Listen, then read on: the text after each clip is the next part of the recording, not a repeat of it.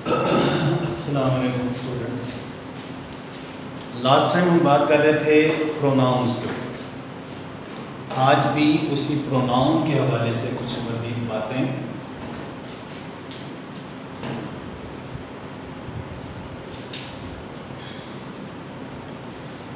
और देखिए, last time हम पर्सनल प्रोनाउंस की जो डिफरेंट फॉर्म्स हैं उनके ऊपर बात कर रहे थे।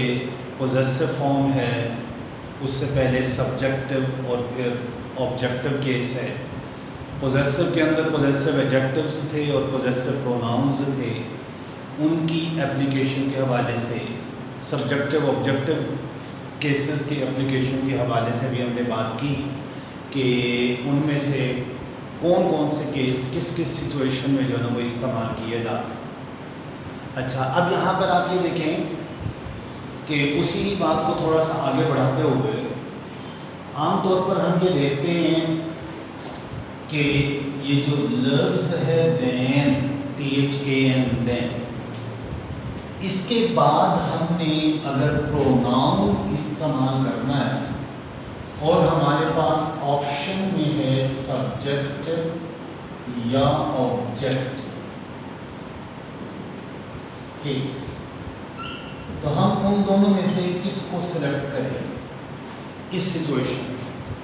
तो अब ये चीज़ जहन में रखें कि ये जो लफ्ज़ देन के बाद हम जो प्रोनाउन सब्जेक्टिव या ऑब्जेक्टिव इस्तेमाल करेंगे, ये दोनों की पॉसिबिलिटी है, दोनों इस्तेमाल हो सकते हैं। सब्जेक्टिव भी इस्तेमाल हो सकता है, ऑब्जेक्टिव भी इस्तेमाल हो सकता है। दोनों की पॉसिबिलिटी है, दोनों की पॉसिबिलिटी, सब्जेक्टिव और ऑब्जेक्टिव दोनों।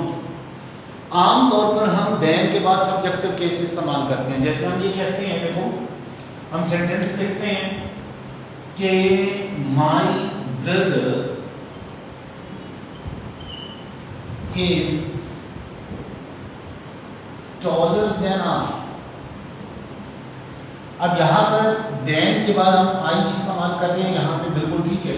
अगर यहां देन के बाद हम मी इस्तेमाल कर देंगे तो ये गलत है। ऐसी सिचुएशन में देन के बाद मी जो है ना वो गलत है। यहां देन के बाद हमने आई ही इस्तेमाल करना है। लेकिन बात असल में ये है कि ये जो आई है, देखो ये जो टॉलर देन, एडजेक्टिव की सेकंड डिग्री और उसके बाद देन, ये कंपैरिजन के लिए इस्तेमाल हो रहा है। और कंपैरिजन हम किससे कर रहे हैं? माय ब्रदर से। और माय ब्रदर सेंटेंस के अंदर है सब्जेक्ट। आपने देन के बाद आने वाला जो भी नाउन या प्रोनाउन है उसका कंपैरिजन सेंटेंस के सब्जेक्ट से किया है। जब कंपैरिजन सेंटेंस के सब्जेक्ट से है तो फिर सब्जेक्ट केस ही ठीक।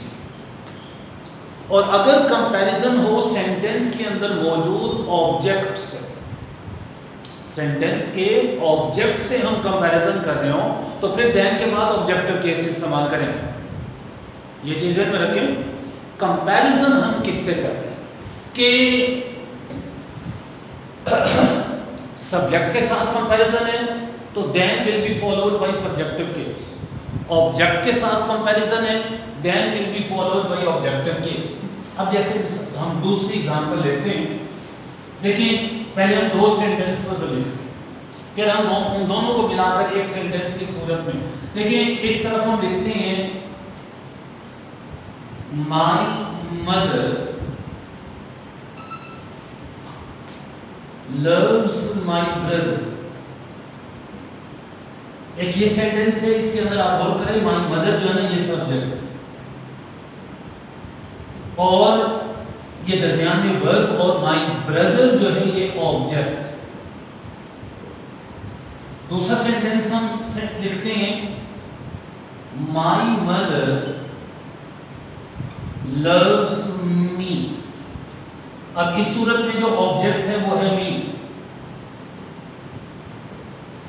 अब अगर हम एक ऐसा सेंटेंस लिखते हैं जिसके अंदर हम इन दोनों ऑब्जेक्ट्स को आपस में कंपेयर करें, ऑब्जेक्ट को कंपेयर करें, तो फिर उस सूरत में, उस कंपैरिजन में जब हम देन का लफ्ज इस्तेमाल करेंगे तो फिर देन के बाद आप ऑब्जेक्टिव केस इस्तेमाल करेंगे, वहां सब्जेक्टिव केस गलत हो जाएगा।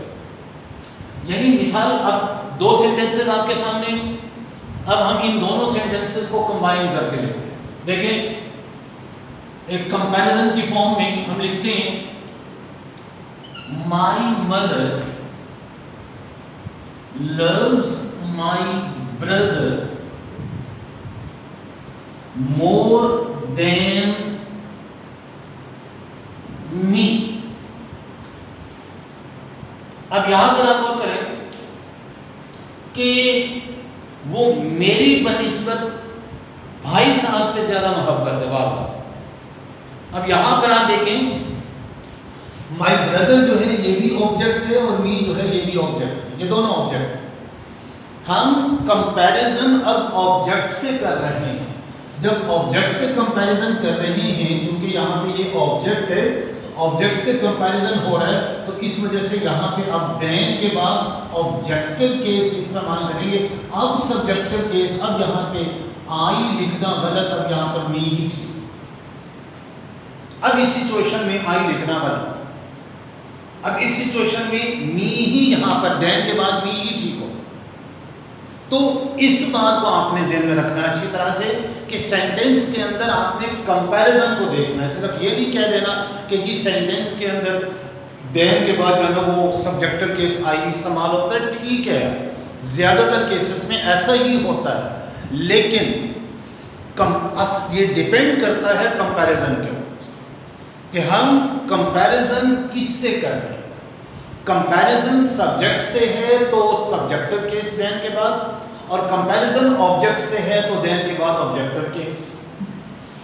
अच्छा, फिर इसी तरह आप देखें,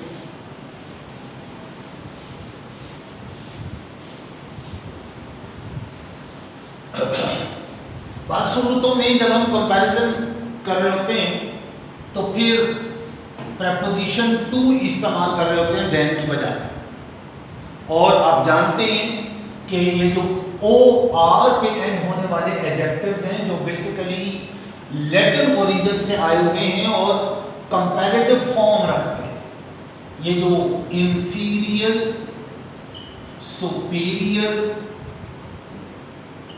सीनियर, जूनियर और इसी तरह P R I O R, prior colours.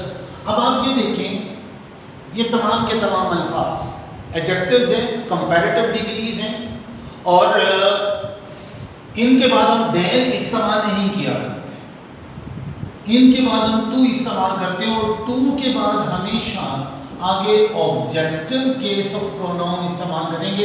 इसके बाद कभी भी किसी भी सिचुएशन में टू के बाद आप सब्जेक्टिव केस इस्तेमाल नहीं करेंगे, वो गलत हो, कोई पॉसिबिलिटी नहीं टू के बाद सब्जेक्टिव केस जो है वो इस्तेमाल करने की कोई पॉसिबिलिटी नहीं है टू के बाद। ऑब्जेक्टिव केस ही ठीक होगा हर सिचुएशन में। जब भी आप कंपैरिजन ओ आर वाले ऑब्जेक्टिव्स, ओ आर वाले एडजेक्टिव्स जो है वो कर रहे हैं, और वो बुनियादी तौर पर हैं अपनी कंपैरेटिव फॉर्म में ही, लैटिन ओरिजिन से आए हुए हैं। इनकी जो पॉजिटिव फॉर्म है और सुपरलेटिव फॉर्म है वो लैटिन में कहीं है, इंग्लिश में नहीं। इंग्लिश में ये सिर्फ और सिर्फ अपनी कंपैरेटिव फॉर्म जो है वो उसी सूरत में एग्जिस्ट करते हैं, और उसके बाद हम टू इस्तेमाल करेंगे, और उसके बाद आगे अगर प्रोनाउन इस्तेमाल कर रहे हैं तो वो ऑब्जेक्टिव केस होगा, सब्जेक्टिव केस बिल्कुल ही गलत। एक तो ये चीज। अच्छा, फिर आप ये देखें कि ये लास्ट टाइम हम बात कर रहे थे एम्फेटिक और रिफ्लेक्सिव प्रोनाउन के। एम्फेटिक और रिफ्लेक्सिव प्रोनाउन एक और कैटेगरी प्रोनाउंस की, एम्फेटिक और रिफ्लेक्सिव प्रोनाउन। अब यहां पर आप ये देखिए, ये जो एम्फेटिक और रिफ्लेक्सिव प्रोनाउंस हैं, ये जो सेल्फ फॉर्म है उसी को ही ये नाम दिया जाता है। जिसमें आई है तो उसके लिए माई सेल्फ का लफ्ज आप इस्तेमाल करते हैं, वी के लिए आप आर सेल्व्स की एक्सप्रेशन रखते हैं, यू से योर सेल्फ भी है और योर सेल्व्स भी है। इसी तरह से ही से आप हिमसेल्फ, शी है तो आप हर सेल्फ का लफ्ज इस्तेमाल करते हैं, इट से आप इट सेल्फ का लफ्ज इस्तेमाल कर रहे होते हैं, और दे से आपके पास एक्सप्रेशन है themselves। ये तमाम के तमाम अल्फाज। अब आप ये देखिए कि ये तमाम के तमाम अल्फाज, इन्हीं को एम्फेटिक प्रोनाउन भी कहा जाता है, इन्हीं को रिफ्लेक्सिव प्रोनाउन का नाम भी दिया है। अब इनके मीनिंग के ऊपर गौर करें, एम्फेटिक कब कहेंगे, रिफ्लेक्सिव कब कहेंगे। अब देखो एम्फेटिक के ऊपर गौर, एम्फेटिक का जो लफ्ज है एम्फसिस, स्ट्रेस या इंपॉर्टेंस, इस मीनिंग में, अब यहां से एडजेक्टिव बनता है एम्फेटिक।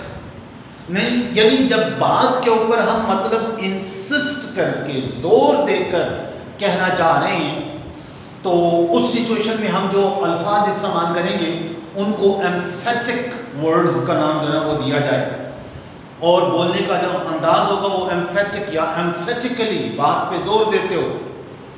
तो अब जैसे मिसाल के तौर पर आप देखिए, हम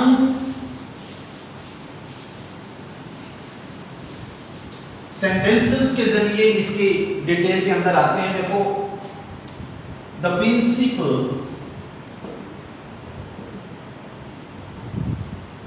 visited our class, the principal visited our class. और दूसरा सेंटेंस हम देखते हैं, द प्रिंसिपल हिमसेल्फ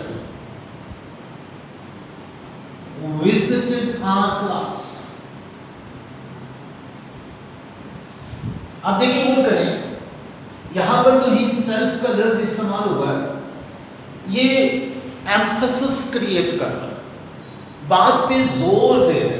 एक में हम सिंपली कह रहे हैं कि प्रिंसिपल साहब हमारी क्लास में आए, दूसरे में हमने कहा कि खुद प्रिंसिपल साहब आए हमारी क्लास में। अब उस आइडिया के ऊपर एम्फसिस दे दिया गया। इस सूरत में ये जो लफ्ज है, इस हिमसेल्फ ने ये एम्फसिस का आइडिया दिया, लिहाजा इसको हम एम्फेटिक प्रोनाउन का नाम देंगे, इस लफ्ज। इसी तरह से आप कहते हैं I informed him about the new policy. और दूसरा सेंटेंस आप देखते हैं, I myself informed him about the new policy। अब आप लोग करें, दोनों सिचुएशंस में आपका जो डिफरेंस है वो एम्फसिस का है। पहले में एक सिंपल से सादा से अंदाज में बात कन्वे की गई कि मैंने उसको इन्फॉर्म कर दिया न्यू पॉलिसी के बारे में, और दूसरे में जोर देकर मैंने खुद इन्फॉर्म किया था, मैंने खुद बताया था उसे अबाउट द न्यू पॉलिसी। अब इस सिचुएशन में आप देखेंगे I myself informed him about the new policy, कि मैंने खुद उसे न्यू पॉलिसी के बारे में इन्फॉर्म किया। अब इसके अंदर एम्फसिस आ गया, एम्फसिस आया इस लफ्ज माई सेल्फ के ऐड होने से, वरना तो बाकी अल्फाज सेम है, उस सेंटेंस और उस सेंटेंस के बाकी अल्फाज तो सेम है। माई सेल्फ के ऐड होने से ये एम्फसिस क्रिएट हुआ, लिहाजा इस माई सेल्फ को इस एम्फसिस क्रिएट करने के तौर पर एम्फेटिक प्रोनाउन का नाम दिया जाए। अच्छा, अब यहां पर ग्रामेटिकल जो एरर हो सकती है, जरा गौर करें दोनों सेंटेंसेस के अंदर, ये जो एम्फेटिक प्रोनाउन हमने इस्तेमाल किया ये वर्ब से पहले आया, वर्ब के बाद नहीं आया। तो ये ध्यान में रखेंगे कि जब ये प्रोनाउन एम्फेटिकली इस्तेमाल होगा यानी एम्फेटिक प्रोनाउन के तौर पर होगा, तो सेंटेंस के अंदर जो सब्जेक्ट है और उसके बाद आने वाला वर्ब है, इनके दरमियान होगा। वर्ब से पहले, सब्जेक्ट के बाद। वर्ब के बाद अगर ये चला जाता है फिर गलत हो जाएगा। The principal visited himself our class, ये तरतीब गलत। हिमसेल्फ को आप विजिटेड वर्ब के बाद ले जाएं, ये तरतीब गलत हो जाएगी। इसी तरह से दूसरा सेंटेंस है, I informed myself him about the situation about the new policy, ये बिल्कुल गलत हो जाएगा सेंटेंस, और वो सेंस ही डेवलप नहीं होगी, अल्फाज की तरतीब गलत हो जाएगी। तो इसका मतलब ये होगा कि यहां पे जो ग्रामेटिकल एरर हो सकती है एम्फेटिक प्रोनाउन के इस्तेमाल के हवाले से, वो ये कि अगर वो हम उसको एम्फेटिक प्रोनाउन के तौर पर यूज कर रहे हैं तो वो वर्ब से पहले और सब्जेक्ट के बाद होना चाहिए। अगर तो वो वर्ब से पहले नहीं है, वर्ब के बाद चला गया, फिर वो एम्फेटिक नहीं रहा, सेंस वो नहीं रही, गलत हो गया, फिर वो गलत हो गया। और दूसरा जो लफ्ज इसके लिए हम इस्तेमाल कर रहे हैं, रिफ्लेक्सिव प्रोनाउन, इन्हीं अल्फाज को कहते हैं जिनको अभी हमने एम्फेटिक प्रोनाउन कहा, इन्हीं अल्फाज को रिफ्लेक्सिव प्रोनाउन कहते। अब जरा हम इसको भी थोड़ा समझ लें, एक्सप्लेन कर लें। देखिए,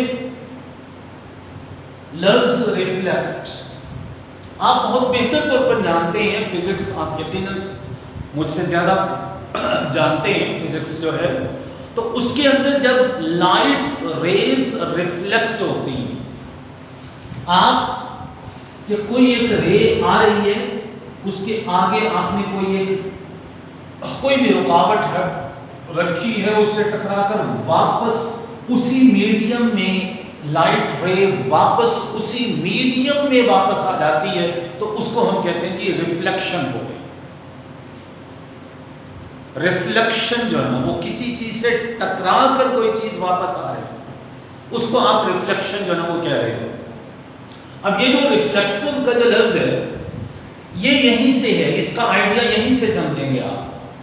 रिफ्लेक्सिव का जो लफ्ज कि इसका मतलब भी यही होता है। अच्छा, यहां पर आप देखें ग्रामर के अंदर हम ये कहते हैं कि हमारे पास जो वर्ब हुआ करता है वो कोई ना कोई एक्शन नॉर्मली जो है वो शो कर रहा हो, इसके जरिए से कोई ना कोई एक्शन शो हो रहा हो।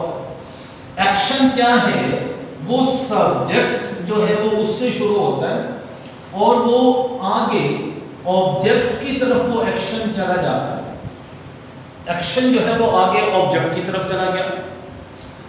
अब अगर हम यहां पर वर्ब के बाद यहां पर कोई हर्डल लगा देते हैं, कोई ऐसी चीज रख देते हैं जिसकी वजह से ये जो एक्शन है ऑब्जेक्ट की तरफ नहीं जाता, रिटर्न हो जाता है वापस सब्जेक्ट की तरफ, रिफ्लेक्ट हो जाएगा ना एक्शन रिफ्लेक्ट हो जाएगा।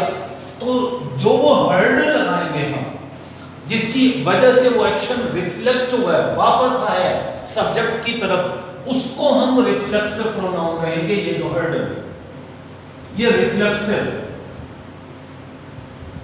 ये जो हर्डल होगी ना, इसको हम रिफ्लेक्सिव कहेंगे क्योंकि ये रिफ्लेक्ट कर रही है, एक्शन को ऑब्जेक्ट की तरफ नहीं जाने दे रही बल्कि वापस उसी सब्जेक्ट की तरफ मोड़ रही है एक्शन को। अब यहां पर जो लफ्ज ये काम करेगा उस लफ्ज को हम रिफ्लेक्सिव प्रोनाउन कहेंगे। उस लफ्ज, अब आप गौर करें, देखिए, ही हर्ट मी, अब जरा गौर करें, हर्ट से जो भी एक्शन शो हो रहा है वो आगे इस ऑब्जेक्ट की तरफ कन्वर्ट हो गया,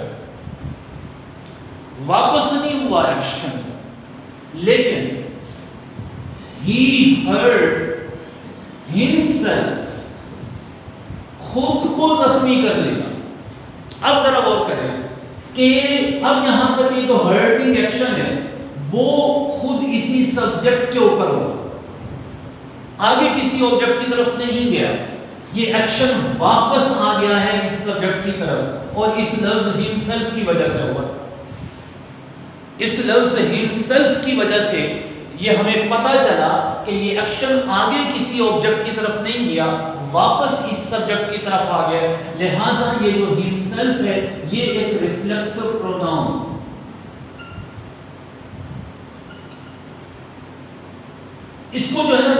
प्रोनाउन का नाम दिया जाता है। ये जो मतलब हिमसेल्फ का लफ्ज, क्योंकि इसने इस वर्ब से शो होने वाले एक्शन को आगे किसी ऑब्जेक्ट की तरफ नहीं जाने दिया, बल्कि वापस कर दिया है सब्जेक्ट की तरफ, लिहाजा इसको हम रिफ्लेक्सिव प्रोनाउन का नाम देंगे। तो पहले तो ये समझ लेना चाहिए कि इसको हम ये नाम दे क्यों रहे हैं और किस वजह से दे रहे हैं, सेंटेंस के अंदर इसका फंक्शन जो है ना वो क्या है।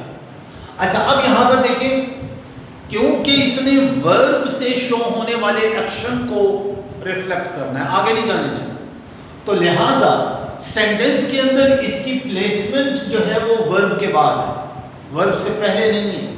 अब जरा फर्क ध्यान में रखें, अभी हमने एम्फेटिक के बारे में बात की कि वहां पर प्लेसमेंट जो है ना वर्ब से पहले। अब रिफ्लेक्सिव की सूरत में वही लफ्ज है, लेकिन रिफ्लेक्सिव की सूरत में, रिफ्लेक्सिव के मीनिंग में जब वो इस्तेमाल हो रहा है तो अब वो वर्ब के बाद होगा। अब अगर इसको आप वर्ब से पहले रखेंगे तो अब गलत हो जाएगा सेंटेंस। यानी अगर ही हिमसेल्फ हर्ट तो गलत, अगर ही हिमसेल्फ हर्ट लिखते हैं गलत है सेंटेंस। ही हर्ट हिमसेल्फ, ये तरतीब ठीक है, क्योंकि यहां पे हम उस लफ्ज को रिफ्लेक्सिव प्रोनाउन के तौर पर इस्तेमाल कर रहे हैं, और रिफ्लेक्सिव उसी सूरत में होगा जब वो एक्शन को आगे जाने से रोकेगा, और एक्शन तो उसी वक्त सामने आएगा जब वो वर्ब हम लिख चुके हैं, वर्ब को हम शो कर चुके हैं। तो लिहाजा रिफ्लेक्सिव की सूरत में इसकी प्लेसमेंट जो है ना वो वर्ब के बाद बनती है। एक तो ये चीज, फिर ये देखिए कि कुछ ऐसे वर्ब्स हैं जिनके बाद लाजमी तौर पर रिफ्लेक्सिव प्रोनाउन इस्तेमाल किया जाता है। अब ये देखिए, अवेल का लफ्ज है, एब्सेंट ABSENT, एंजॉय का लफ्ज है, इनके बाद रिफ्लेक्सिव प्रोनाउन लाजमी तौर पर सेंटेंस के अंदर होना चाहिए। अवेल का लफ्ज कि they availed themselves of the opportunity. They availed themselves of the opportunity. अब यहां पर आप देखिए, availed themselves, they availed themselves, इसके बाद अगर हम दे अवेल्ड ऑफ द अपॉर्चुनिटी बोलेंगे तो ये गलत है। ठीक है, आम बोलचाल के अंदर अगर हम बोलते हैं तो इनफॉर्मल अंदाज बोलचाल का नॉर्मल होता है, तो वहां पर तो ठीक है, लेकिन जब रिटन फॉर्म में एक स्टैंडर्ड सेंटेंस आप लिखेंगे तो उस सूरत में ये गलत होगा विदाउट रिफ्लेक्सिव प्रोनाउन। इसी तरह से एब्सेंट का लफ्ज है, नॉर्मली हम एडजेक्टिव के तौर पर इस्तेमाल करते हैं, लेकिन बस वक्त ये वर्ब के तौर पर भी इस्तेमाल हो जाता है। अब जब ये वर्ब के तौर पर इस्तेमाल होगा तो इसके बाद आपने रिफ्लेक्सिव प्रोनाउन इस्तेमाल करना कि he absented himself from the class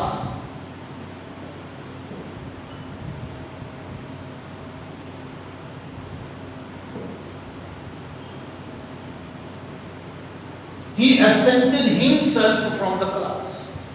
he himself absented जो है ये गलत हो जाएगा, या he absented from the class ये भी नहीं, और we enjoyed ourselves in the park।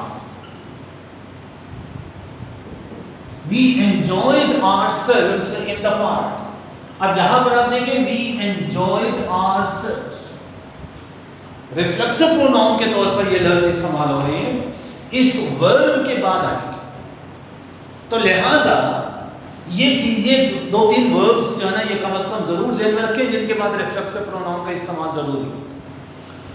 तो रिफ्लेक्सिव प्रोनाउन हर उस जगह और हर उस वर्ब के बाद हम इस्तेमाल करेंगे जहां हमने ये आइडिया देना है कि ये जो मतलब वर्ब से शो होने वाला एक्शन है ये खुद उसी सब्जेक्ट की तरफ हुआ है, ये किसी ऑब्जेक्ट की तरफ नहीं है।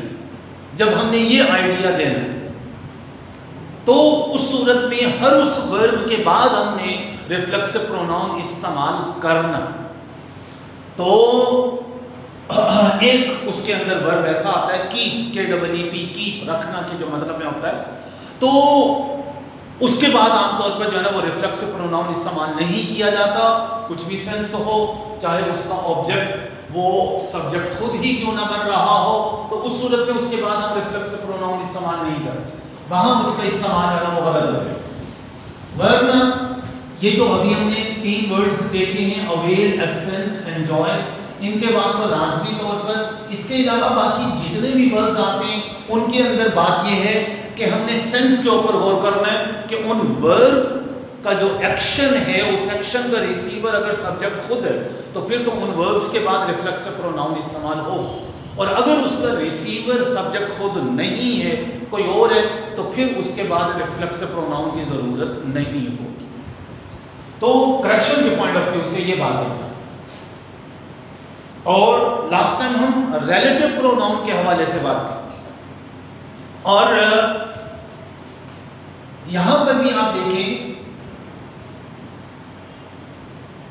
रिलेटिव प्रोनाउन के हवाले से हम बात कर रहे थे लास्ट टाइम, और इसके हवाले से जो ग्रामेटिकल पॉइंट ऑफ व्यू से जो खास जो एक पॉइंट है जिसकी वजह से सेंटेंस के अंदर एरर, मिस्टेक जो है वो आ जाया करती है, और ज्यादातर उसी को ही बेस बनाकर सेंटेंसेस जो है वो दे दिए जाते हैं, वो ये है, ये लास्ट टाइम हम बात कर चुके थे कि ये जो रिलेटिव प्रोनाउन है it relates it's following clause with its antecedent, कि ये अपने बाद आने वाली क्लॉज को अपने एंटीसीडेंट यानी अपने से पहले नाउन जिसकी तरफ वो रिलेट कर रहा है उसके साथ जो है ना वो जोड़। ठीक हो गया। अब यहां पर ग्रामेटिकल रिक्वायरमेंट ये है कि ये जो रिलेटिव प्रोनाउन है शुड बी यूज्ड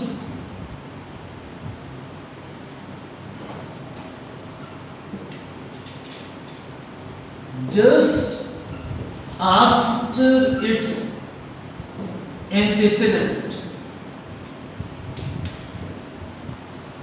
कि वो जो इसका जो एंटीसीडेंट है उसके बिल्कुल फौरन बाद इसको इस्तेमाल किया जाए। अगर दरमियान में कोई और लफ्ज आ जाएंगे, कोई और नाउन दरमियान में खास तौर पर आ जाएंगे, प्रोनाउन वगैरह कोई और, तो फिर वो सेंटेंस गलत हो जाएगा। अब जैसे मिसाल के तौर पर देखो, हम सेंटेंस लिखते हैं कि he brought the articles to the market which he wanted to sell. He brought the articles to the market which he wanted to sell. अब जरा वो करें, इस सेंटेंस के अंदर ये जो which का लफ्ज है ये एक रिलेटिव प्रोनाउन है, he wanted to sell, जो वो बेचना चाह रहा था। अब जरा वो करें, which से पहले फौरन पहले लफ्ज आ गया मार्केट, और उससे पहले हमने लफ्ज आर्टिकल्स की। अब अगर आप सेंटेंस के ऊपर गौर करें तो which का रिलेशन आर्टिकल्स से है, मार्केट से नहीं। लेकिन जब हमने लफ्ज which को मार्केट के फौरन बाद इस्तेमाल कर लिया उस रिलेटिव प्रोनाउन को, तो फिर ये कंफ्यूजन बल्कि आइडिया ये डेवलप होगा कि वो असल में मार्केट को ही बेचना चाह रहा था, चीजें नहीं, मार्केट उसने बेच दे दी थी, जो आइडिया के गलत होगा। इसी तरह से आप कहते हैं कि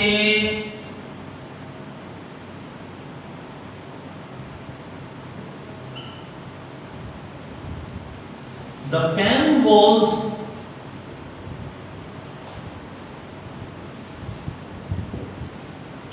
taken by my cousin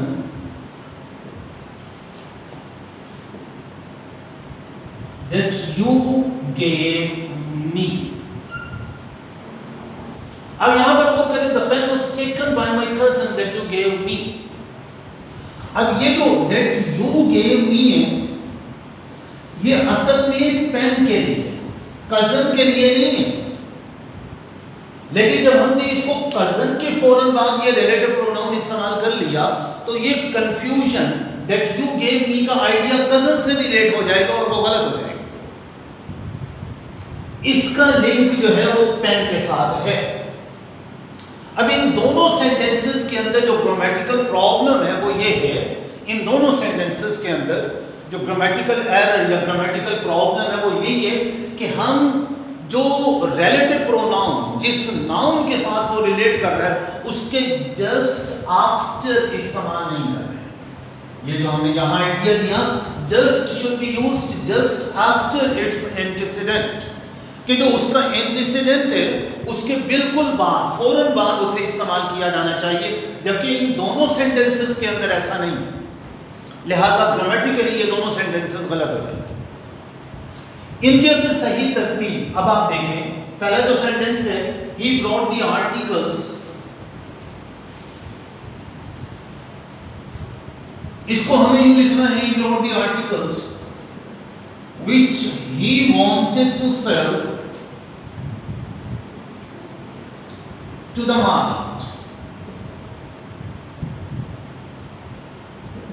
इसी तरह ये जो दूसरा सेंटेंस है इसके अंदर इसको यूं होना चाहिए, the pen that you gave me was taken by my cousin। अब इस सूरत में ये तरतीब ठीक है, क्योंकि आप ये देखें कि that you gave me जिसकी तरफ लिंक है उसी के फौरन बाद है, पेन के बाद। तो रिलेटिव प्रोनाउन की एप्लीकेशन के अंदर ये ग्रामेटिकल पॉइंट जो है वो अच्छी तरह से ध्यान में रहना चाहिए। रिलेटिव प्रोनाउन की एप्लीकेशन के अंदर ये जो पॉइंट है, और वो बहुत ही मतलब स्ट्रॉन्ग पॉइंट है, इसी के हवाले से आमतौर पर इसी तरतीब के हवाले से रिलेटिव प्रोनाउन के ऊपर अगर कोई मिस्टेक आती है तो वो इसी तरतीब के हवाले से, और गलतियां आमतौर पर हम करते भी इसी के हवाले से ही। तो लिहाजा इसको आप अच्छी तरह से वो ज़हन के अंदर रखेंगे कि रिलेटिव प्रोनाउंस का की जो एप्लीकेशन है, रिलेटिव प्रोनाउंस की जो एप्लीकेशन है वो यही है कि हम इसको उस नाउन के फौरन बाद इस्तेमाल करेंगे जिस नाउन के साथ रिलेट किया जा रहा, जो उसका एंटीसीडेंट है प्रॉपर, उसी की हम फौरन बाद उसको इस्तेमाल करेंगे। अगर उसके एंटीसीडेंट के फौरन बाद इस्तेमाल नहीं करते तो फिर प्रॉब्लम। अच्छा, फिर आप ये देखें, अभी रिलेटिव प्रोनाउंस के ऊपर हम बात कर रहे हैं। देखो ये जो हु और व्हिच और दैट रिलेटिव प्रोनाउन के तौर पर हम इस्तेमाल कर रहे हैं। इसके अंदर ये बात आप अच्छी तरह ध्यान में रखें। देखिए हु जो है वो पर्सन के लिए, व्हिच नॉन लिविंग थिंग्स के लिए हम इस्तेमाल करते हैं,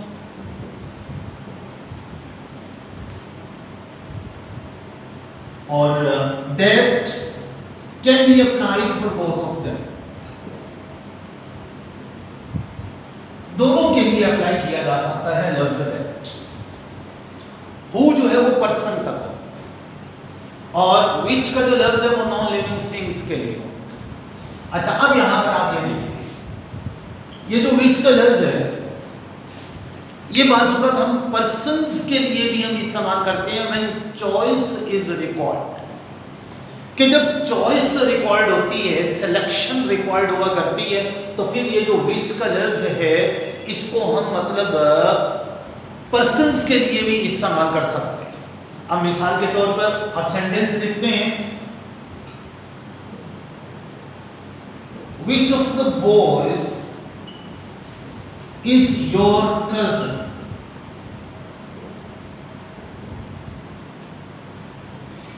अब यहां पर which of the boys, who of the boys, अब यहां पर अगर आप who of the boys लिखते हैं या whom of the boys लिखते हैं, ये दोनों गलत।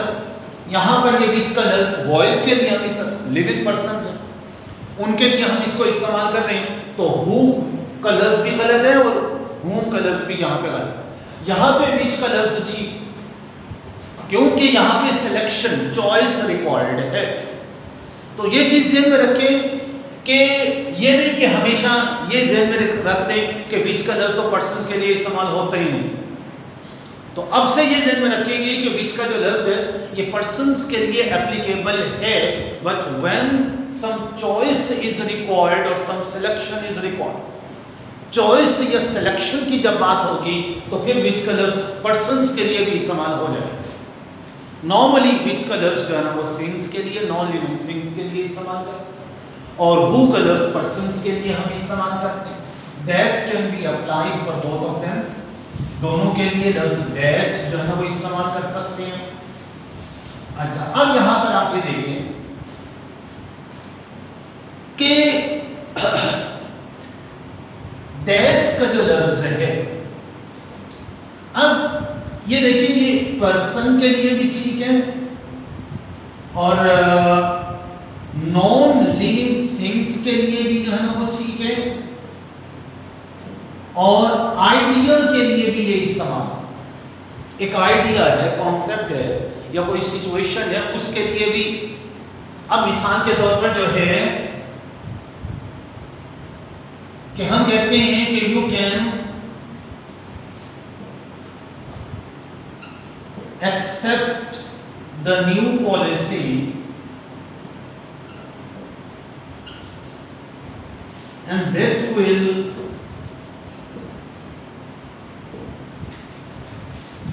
lead to the general approval. You can accept the new policy and that will lead to the general approval. अब यहां पर जरा और करेंगे, दैट का जो लफ्ज है ये किस बात की तरफ इशारा है? पॉलिसी के लिए हरगिज़ नहीं। दैट का लफ्ज आप यू के लिए इस्तेमाल कर रहे हैं, हरगिज़ नहीं। दैट यहां पे इस्तेमाल हो रहा है acceptance of the, your acceptance of the new policy.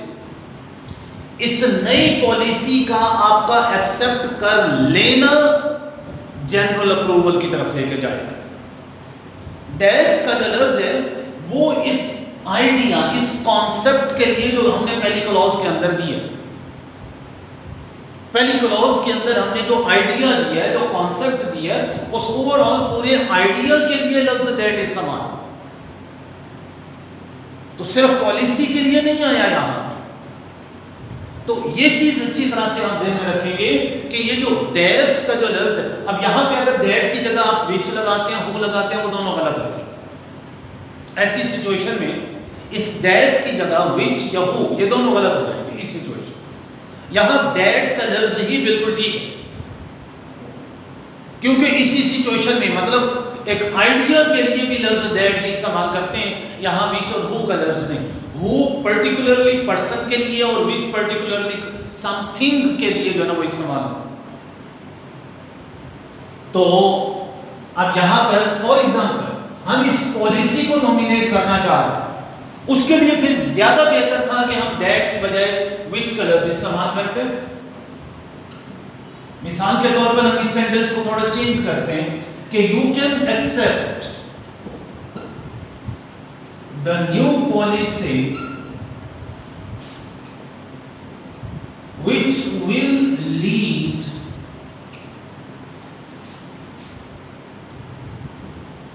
to the change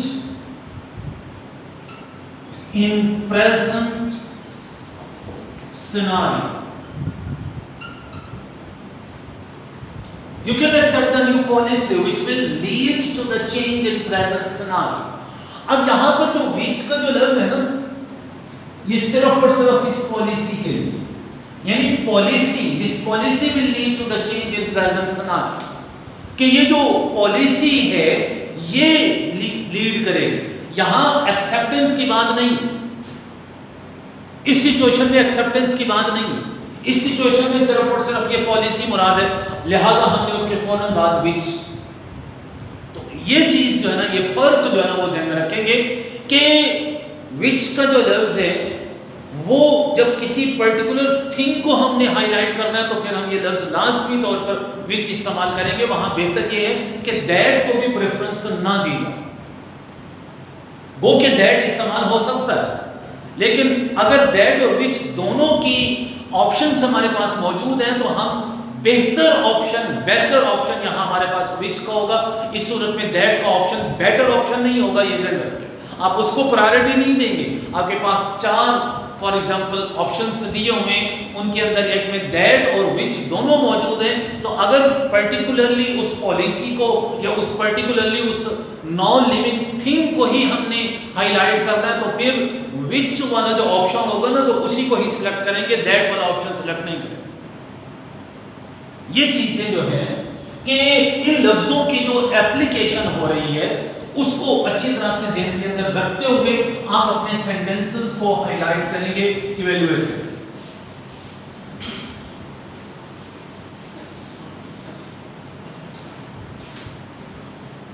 और फिर एक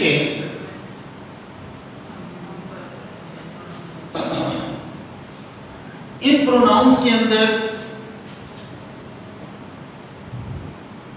मजीद, अगर हम मतलब इन प्रोनाउंस की मजीद कैटेगरीज के अंदर देखें तो आप देखें डेमोन्स्ट्रेटिव प्रोनाउंस,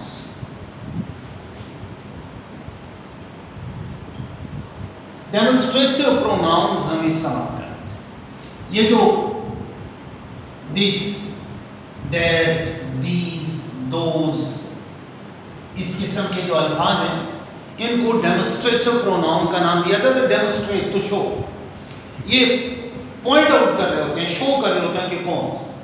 अच्छा, अब ये थोड़ा सा फर्क देखें, दिस और इसकी प्लूरल फॉर्म दीज, दैट और इसकी प्लूरल फॉर्म दोस। आम सी बात है, कोई नई बात नहीं है। लेकिन आप ये देखें कि ये जो दो लफ्ज हैं दिस और these,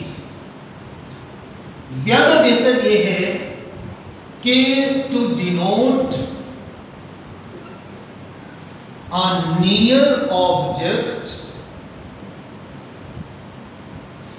and particularly used in present tense. Those और that used to denote a far object and particularly in a past tense। कि ये जो दैट और दोस के जो अल्फाज हैं, एक तो दूर के ऑब्जेक्ट की तरफ, चीज की तरफ इशारा कर, और फिर पास्ट की कोई बात हो रही है उसकी तरफ इशारा कर टेंस के एतबार से।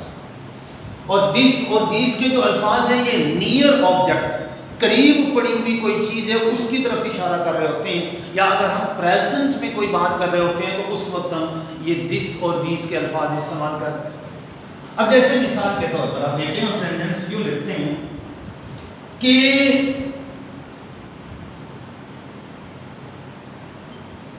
वी हैव, हम पास्ट में अगर सपोज लिख रहे हैं कि हम सेंटेंस लिखते हैं कि we had informed them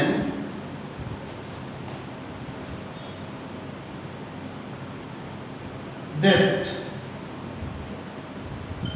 this is not a good man।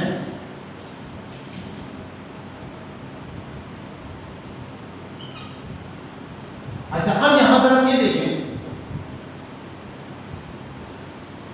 we have informed them। अब यहां पर देखिए कि पास्ट की हम बात कर रहे हैं, एक तो उसके बाद उसी की ही एक्सप्लेनेशन देते हुए जो हम टेंस इस्तेमाल कर रहे हैं प्रेजेंट का, वो भी गलत है, वहां वॉज होना चाहिए। और खास तौर पर दरमियान में ये जो रिलेटिव प्रोनाउन के तौर पर दिस का लफ्ज इस्तेमाल हो गया, ये भी गलत है, दैट होना चाहिए क्योंकि पास्ट की बात। तो that was not a good man, यहां that दोबारा आ जाएगा कि एक तो that लिंक क्रिएट करने के लिए और फिर that प्रोनाउन के तौर पर। पहला that जो है वो जस्ट लिंक क्रिएट करने के लिए, दूसरा that जो है वो प्रोनाउन के तौर पर आएगा। और यहां पे चूंकि पास्ट की बात हो रही है तो that का लफ्ज इस्तेमाल करेंगे, यहां this का लफ्ज इस्तेमाल करना पड़ेगा। that was not a good behavior, that was not a good manner। तो ये चीज जो है कि आमतौर पर तो ठीक है, कोई इतना प्रॉब्लमेटिक नहीं है, लेकिन बहरहाल पास्ट सेंटेंसेस के अंदर इनके एप्लीकेशन के हवाले से इस चीज को भी हाईलाइट कर लिया जाता है इन डेमोन्स्ट्रेटिव प्रोनाउंस के इस एस्पेक्ट को कि जो दिस और दीस के जो अल्फाज हैं वो नियर ऑब्जेक्ट के लिए इस्तेमाल होंगे और दैट और दोज के जो अल्फाज हैं वो फार ऑब्जेक्ट के लिए इस्तेमाल होंगे और वो प्रेजेंट के लिए इस्तेमाल होंगे और वो पास्ट के लिए इस्तेमाल होंगे। ये फर्क जो है ना ये इन डेमोन्स्ट्रेटिव प्रोनाउंस के हवाले से ये भी ज़हन में रहना चाहिए। तो अब ये चीज जो है ये प्रोनाउंस के ऊपर चूंकि मतलब हम बात कर रहे थे, फिर इसके अंदर एक और चीज देखें प्रोनाउंस के हवाले से, इम्पर्सनल प्रोनाउंस एक कैटेगरी है। इम्पर्सनल प्रोनाउंस ये एक कैटेगरी जो है ना वो इस्तेमाल की जाती है, इम्पर्सनल प्रोनाउंस। अब ये जो इम्पर्सनल, देखिए शुरू में हमने बात की थी पर्सनल प्रोनाउंस की, वो जो आई, माई, मी, वी, आवर्स और ही, शी, इट, दे वगैरह ये सारे पर्सनल प्रोनाउंस हैं क्योंकि वो किसी न किसी डेफिनेट पर्सन के लिए बोले जा रहे हैं। यहां अब हमारे सामने है इम्पर्सनल प्रोनाउंस। इम्पर्सनल प्रोनाउंस वो प्रोनाउंस होते हैं जो किसी भी पर्सन पर अप्लाई हो सकते हैं, किसी एक डेफिनेट पर्सन के लिए नहीं होते। यानी मिसाल के तौर पर आप ये देखो, आप एनी वन कलर इस्तेमाल करते हैं, सम वन कलर इस्तेमाल करते हैं, सिंपली वन कलर इस्तेमाल करते हैं, नो वन, या ये जो वन का जो लफ्ज है इसकी जगह आप एनी बॉडी का लफ्ज इस्तेमाल करते हैं, एनी पर्सन का लफ्ज इस्तेमाल करते हैं। इसी तरह सम वन है तो सम बॉडी, इसी तरह नो वन नो बॉडी, इस किस्म की एक्सप्रेशंस आप इस्तेमाल करते हैं। ये सारे जो है ना इम्पर्सनल प्रोनाउंस हैं, मतलब किसी पर्टिकुलर पर्सन के लिए नहीं है, कोई भी हो, कोई भी जेंडर हो, मैस्कुलिन, फेमिनिन, सिंगुलर, मतलब सबके लिए जो है ना ये इस्तेमाल हो जाता है। इनको कहते हैं इम्पर्सनल प्रोनाउन। इनके हवाले से कुछ एक बातें जो है वो ज़हन में रहनी चाहिए। अब यहां पर आप ये देखें, आप जब लफ्ज वन इस्तेमाल करते हैं इम्पर्सनल प्रोनाउन के तौर, इसकी पोजेसिव केस है वंस अपॉस्ट्रोफी एस के साथ। पोजेसिव केस है वंस और ऑब्जेक्टिव केस भी वन। ये सब्जेक्टिव केस भी वन है, ऑब्जेक्टिव केस भी वन है। जैसे यू, योर, यू में यू सब्जेक्टिव भी है, ऑब्जेक्टिव भी है। इसी तरह यहां पर भी वन सब्जेक्टिव केस भी है, ऑब्जेक्टिव केस भी है। और वंस ये अपॉस्ट्रोफी एस के साथ, ये इसकी पोजेसिव केस है। अब यहां पर ये चीज ध्यान में रखेंगे कि अगर आपने सब्जेक्ट के तौर पर इम्पर्सनल प्रोनाउन में से वन इस्तेमाल किया है, उसी ही सेंटेंस के अंदर आपने उसी के लिए पोजेसिव फॉर्म भी इस्तेमाल करनी पड़ गई या ऑब्जेक्टिव केस इस्तेमाल करना पड़ गया, तो फिर उसी के जो प्रॉपर पोजेसिव और ऑब्जेक्टिव केसेस हैं उन्हीं को ही इस्तेमाल करेंगे, कोई और नहीं। जैसे मिसाल के तौर पर आप देखो, one should always be mindful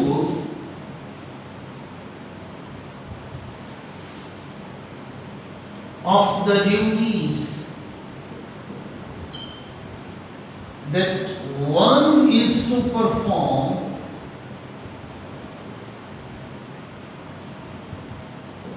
as a good citizen. One should always be mindful of the duties that one is to perform as a good citizen.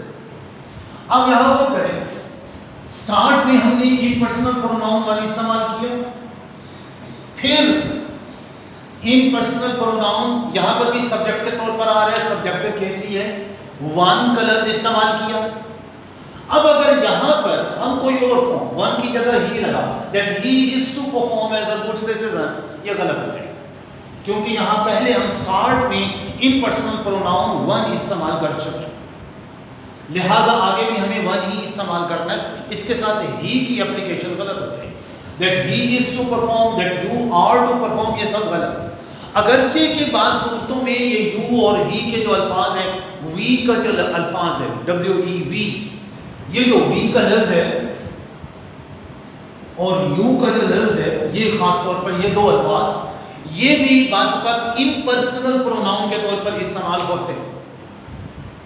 General sense में इम्पर्सनल प्रोनाउन के तौर पर भी इस्तेमाल हो जाते हैं, लेकिन बहरहाल जब हमने इम्पर्सनल प्रोनाउन वन से स्टार्ट लिया तो फिर उसी सेंटेंस के अंदर उसी को हम दोबारा मेंशन कर रहे हैं तो उसी की कोई ना कोई फॉर्म इस्तेमाल करें।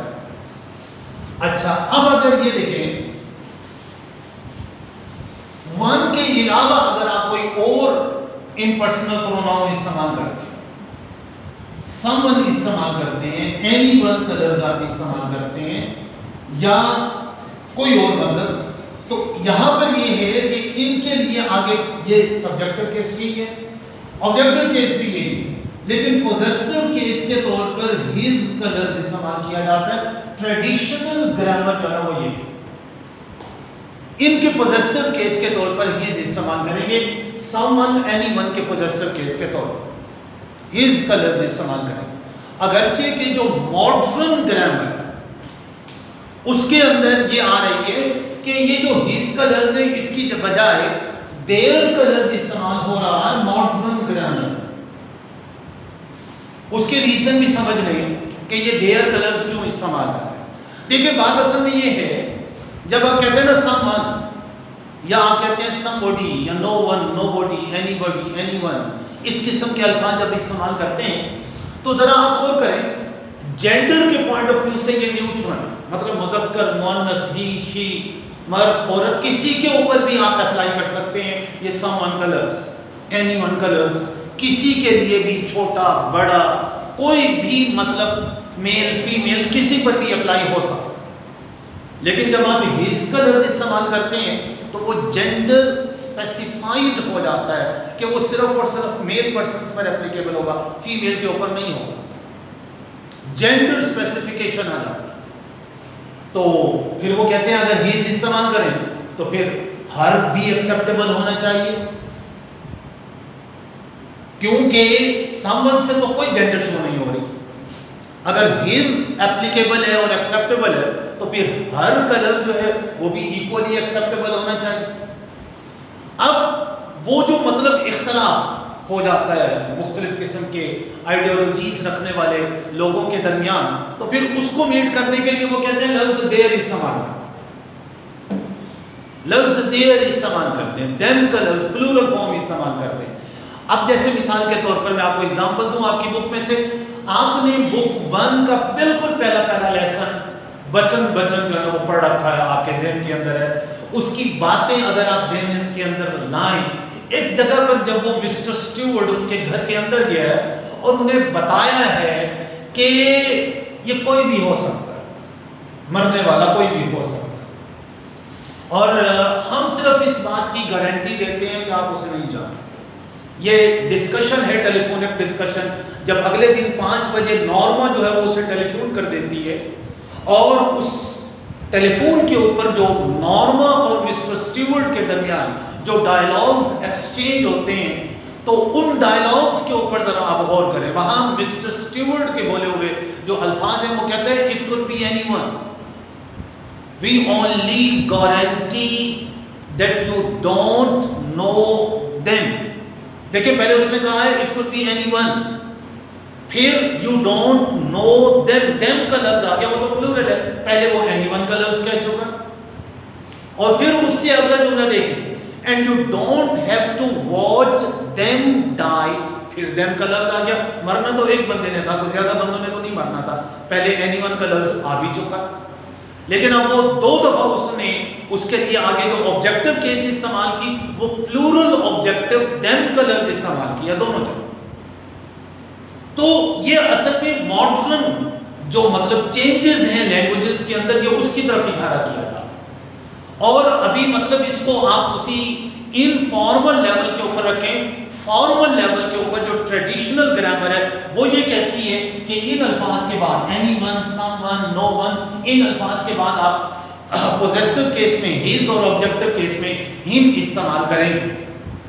अगरचे कि मॉडर्न ग्रामर में पोजेसिव केस में देयर और ऑब्जेक्टिव केस में देम इस्तेमाल हो रहा है, लेकिन अभी आप उसी करेक्शन के पॉइंट ऑफ व्यू से जो हमने एग्जाम के हवाले से ज़हन में रखना है उसके पॉइंट पॉइंट ऑफ व्यू से वो यही है कि आप उस ट्रेडिशनल ग्रामर को जो है ना वो ज़हन में रखते हुए आप हिम और हिज के अल्फाज ये एनीवन, समवन वगैरह के बाद इस्तेमाल करें। यहाँ देयर का लफ्ज़ फिलहाल आप अपने सेंटेंसेस के अंदर इस्तेमाल नहीं करें। तो ये मतलब प्रोनाउंस के हवाले से बातें थी। कोई भी क्वेश्चन, कोई भी इसके हवाले से पॉइंट अगर समझ नहीं आया तो क्वेश्चन ज़रूर रेज किया करें। कोई कंफ्यूजन है तो ज़रूर क्वेश्चन रेज किया करें। अल्लाह हाफ़िज़।